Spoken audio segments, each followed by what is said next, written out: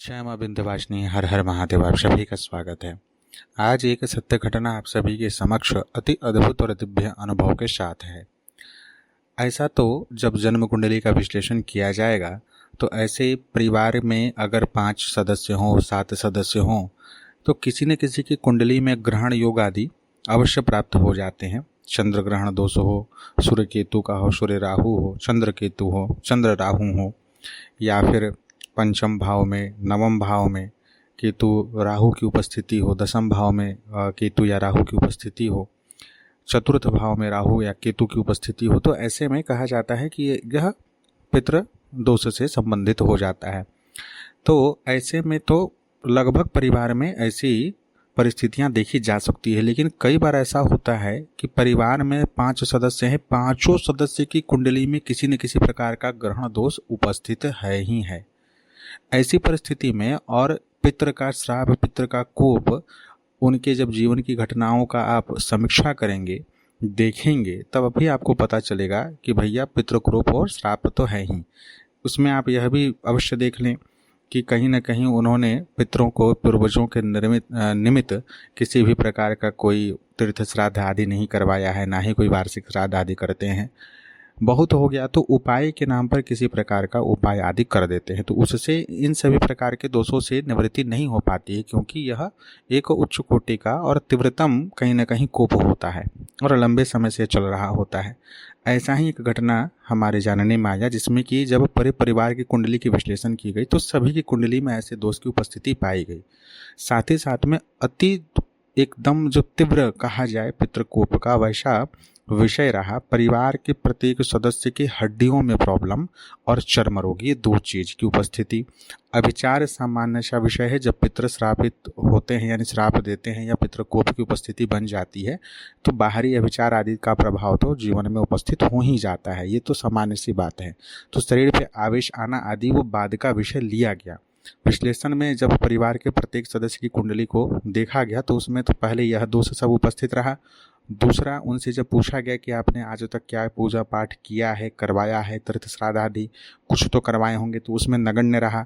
जो घर के सबसे बड़े बुजुर्ग व्यक्ति थे उनसे भी यह जानकारी प्राप्त हुई कि उनके जानने में किसी भी प्रकार का कभी कोई ऐसा विशेष आयोजन प्रयोजन नहीं किया गया है। वर्तमान काल में बहुत अधिक पीड़ित होने पर जो अभी का जनरेशन है उनके द्वारा इस विषय के बारे में विश्लेषण किया जा रहा है, जानकारी ली जा रही है कि भैया क्या ये संकट है। अब इसमें एक विशेष विषय यह था कि उसी परिवार का जो सबसे छोटा सदस्य है, सबसे कम आयु का सदस्य है, उनके ऊपर में किसी का आवेश आ रहा था, जो कि अपने आप को उसी कुल का एक अकाल मृत्यु से ग्रसित व्यक्ति का नाम बार बार बोल रहा था कि हम फलाना व्यक्ति हैं, हमारी इस प्रकार से मृत्यु हुई थी। और सोखा ओझा जो हैं उनको जब देखना सुनना शुरू किए तो वो जो भी अपनी विद्या से बांधते रोकते हैं तो कुछ दिन के लिए रुक अवश्य जाता, लेकिन पुनः वह शरीर पे हावी होने लगता और बहुत विशेष प्रकार से शरीर को प्रताड़ित भी करता। हीमोग्लोबिन की कमी, रक्त की कमी होने लगी थी उस व्यक्ति के शरीर में जिनके ऊपर में उनका आवेश आ रहा था। तो एक व्यक्ति के कारण अब पूरा परिवार ऐसे भी डिस्टर्ब हो रहा था। चर्म रोग कॉमन था और हड्डी के रोग कॉमन थे, सभी को था। उसके साथ ही एक विषय और उनके द्वारा बताया गया कि हमारे परिवार में एक चीज़ यह भी होता है कि परिवार की कोई भी स्त्री जो विवाह होकर के विवाहिता रहती हैं, आती हैं, 40 से 45 वर्ष के बीच में उनकी मृत्यु हो जाती है। 45 से अधिक आयु का कोई भी स्त्री जीवित नहीं रहती हैं हमारे घर में। बुजुर्ग होकर के पुरुष मरते हैं, लेकिन अकाल मृत्यु, किसी भी कारण से मृत्यु हो जाए, कोई बीमारी से हो जाए, एक्सीडेंट में हो जाए, ऐसा हमने सुना है और हम देख भी रहे हैं। वर्तमान समय में भी कोई वृद्धावस्था को प्राप्त स्त्री हमारे घर में नहीं है। तो ये सारा विषय वहाँ उपस्थित था। अब ये तो विषय देखने का है, क्योंकि इतना जल्दी ये मृत्यु वाला विषय तो सॉल्व नहीं हो सकता है, ना ही हम जान सकते हैं कि ये सच में से उभर गया है कि नहीं उभरा है सब कोई।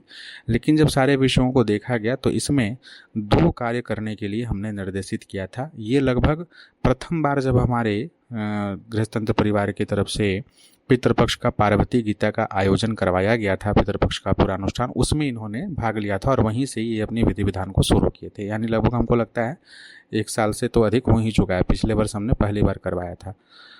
तो उस समय से ये क्या क्या करते थे, इन्हें 2 विषय बताया गया था। एक तो श्रीमद् भगवद गीता के सप्तम और एकादश अध्याय दोनों का संस्कृत में पाठ करने का अभ्यास और फिर नित्य पाठ करना सुबह शाम दोनों समय, और ताम्र पात्र में तांबे के लोटे में जल भर के तुलसी पत्र डाल के कुशा से उस जल को अभिमंत्रित करना है इसी पाठ को करते हुए।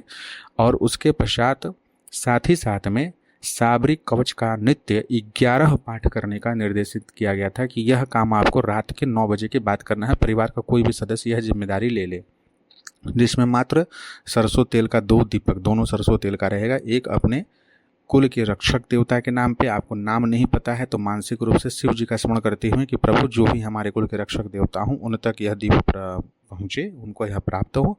और दूसरा भगवती शाबरी, जिनमें कि भगवती निकुंभला, भगवती भद्रकाली, भगवान वीरभद्र, ये सभी देवताओं की उपस्थिति है उनके नाम से।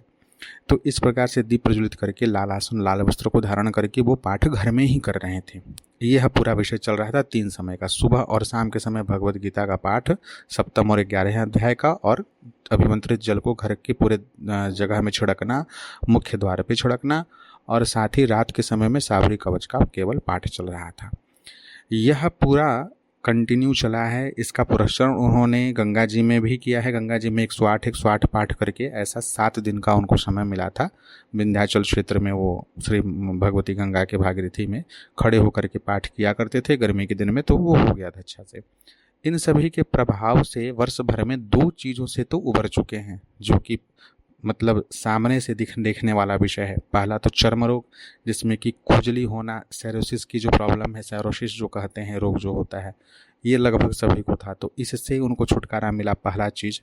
और दूसरा जो हड्डियों की समस्या थी, जो थोड़े बुजुर्ग हुए हैं उनको पूरी तरीके से छुटकारा तो नहीं मिल पाया है, दर्द तो बना ही हुआ है, लेकिन जो यंग हैं और जो थोड़े ठीक हैं शरीर से, उनको बहुत रिलीफ है। 99% रिलीफ हो चुका है कंटिन्यू पाठ करते हुए। हालांकि मेडिसिन प्रॉपर चल रहा है, ऐसा नहीं है कि वो दवा आदि लेना छोड़ दिए हैं, दवा पहले से चल रहा है, वो चल रहा था, उसका भी अवश्य प्रभाव होगा, लेकिन देवी कृपा से ये दोनों चीज़ों में उनको राहत मिली। नहीं तो ये कई सालों से जो है दवा खा ही रहे हैं, उसका साइड इफेक्ट होता है, किडनी पर असर पड़ता ही है, क्रिएटिनिन की समस्या हो ही जाती है, क्रिएटिनिन बढ़ गया, किडनी पे इफेक्ट पड़ गया, लेकिन इसमें उनको रिलीफ नहीं मिल रहा था।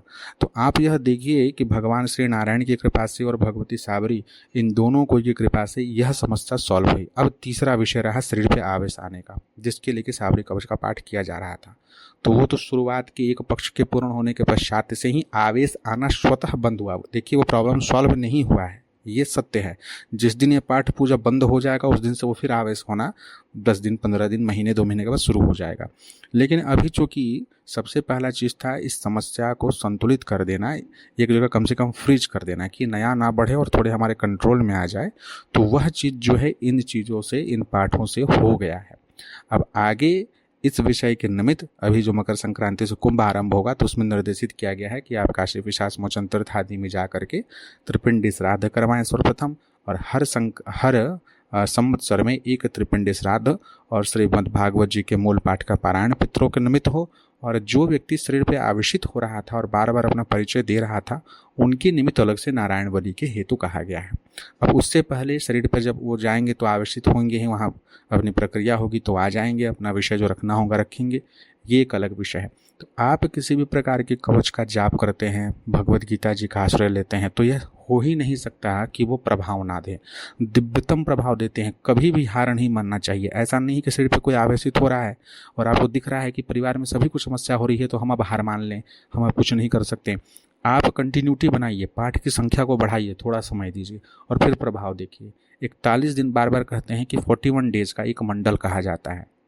41 दिन लगातार ब्रह्मचर्य पालन करते हुए आप किसी पाठ को थोड़ी अधिक संख्या में जप कर लिए, जैसे मान लीजिए साबरी कवच का नित्य अभी ये 11 पाठ ही कर रहे थे, अगर इसकी संख्या बढ़ा के 51 कर दें, 108 कर दें और लगातार 41 दिन तक कर दें, चाहे कितनी भी बड़ी से बड़ी समस्या होगी, वो उत्पात तो मचाएगी उस बीच में, क्योंकि उसको कष्ट होगा तो चाहेगी नहीं कि आप उस चीज़ को करें। अब इसी में मनोबल टूट जाता है बीच में ही, क्योंकि आप अभी करना शुरू किए हैं, अभी उसका वर्चस्व है, आपकी ऊर्जा बनेगी, उसको क्षय करेगी। वो ऑलरेडी पहले से बलवान है, जब तक उसकी ऊर्जा क्षय नहीं होती है तब तक तो आपके ऊपर हावी रहेगा ही। तो ये थोड़ी सी यहाँ पर एक तरीके से ये आप तंत्र टेक्निकल बातें हो जाती हैं, सबके साथ ही अलग अलग विषय हो जाता है। लेकिन फिर भी अगर आप घर में नहीं तो मंदिर में अनुष्ठानों को करें, अपनी ऊर्जा को, सक्षमता को बढ़ाएं और उसके पश्चात फिर जो है घर में प्रयोग करें। अवश्य ही ये सभी चीज़ें प्रभावी होती हैं और आज नहीं, कल नहीं, परसों आप लगातार करते रहिए। आप पैरेलली कहीं दिखा सुना रहे हैं, दिखाइए सुनाइए, उसमें कोई समस्या नहीं है, वो दिखना अपना अपना सुविधा अनुसार आप देखिए। लेकिन अगर आप इन बड़ी शक्तियों के आश्रय को ले लेते हैं और अगर इनका पाठ करना शुरू कर देते हैं तो जहां आप अपने निष्ठा के साथ, समर्पण के साथ एक एक मंडल पूरा करते जाएंगे, इनकी ऊर्जा की उपस्थिति आपके निवास स्थान पे बनती जाएगी, आपके सूक्ष्म शरीर में बनती जाएगी। फिर संकल्प लेके जैसे ही आप पाठ आरंभ कर देंगे, ये जितनी नकारात्मक शक्तियाँ होंगी इनकी ऊर्जा का क्षय होना आरंभ हो जाएगा, आपके शरीर से इनकी ऊर्जाओं, नकारात्मक ऊर्जाओं का निस्तारीकरण शुरू हो जाएगा और फिर सूक्ष्म शरीर में जो सकारात्मक ऊर्जाएं, रक्षात्मक ऊर्जाएं, देवात्मक ऊर्जाएं उपस्थित होंगी वो पूरी तरीके से आपके परिवार को सुरक्षित कर देंगे। और जो कर्म प्रारब्ध का ऋण है वो बचा रह गया, जिन भी पितरों के निमित्त जो नहीं किया गया था, सूर्य नारायण को अर्घ देना, गंगा जी में तर्पण आदि करना, गणेश जी का तर्पण आदि करना, या विधिवत कोई अच्छे ब्राह्मण से जिनको सारी विधि विधान आती है उनसे श्राद्ध आदि का प्रक्रिया, तीर्थ श्राद्ध आदि करवाना, ये सब चीज़ करने से, अमावस्या का दान करने से, पूर्णिमा को भोजन आदि करवाने से और नित्य पंचबली करने से, पंचबली मतलब गाय, कुत्ता, कौवा, मनुष्य, पक्षी आदि को जो भोजन आदि दिया जाता है, ये सब करने से धीरे धीरे धीरे धीरे इन सभी प्रभावों में कमी आती ही आती है। तो आशा करते हैं कि आज की इस सत्य घटना से आप सभी यह सीख लेंगे कि आप किसी भी मंत्र, स्त्रोत्र, देवता के आश्रय को लेते हैं, चरण को पकड़ते हैं और लगातार करते हैं तो उनके प्रभाव से विकटतम परिस्थितियों में भी, सोचिए पूरे परिवार के ऊपर समस्या थी, जन्म कुंडली में कॉमन समस्या थी, सोचने वाला विषय है, लेकिन इनके प्रभाव से, देवता के प्रभाव से सभी की समस्या का एक हद तक, एक सीमा तक निराकरण हो चुका है और आगे अवश्य इन सभी चीज़ों से निकल भी जाएंगे। जय मां विंध्यवासिनी, हर हर महादेव।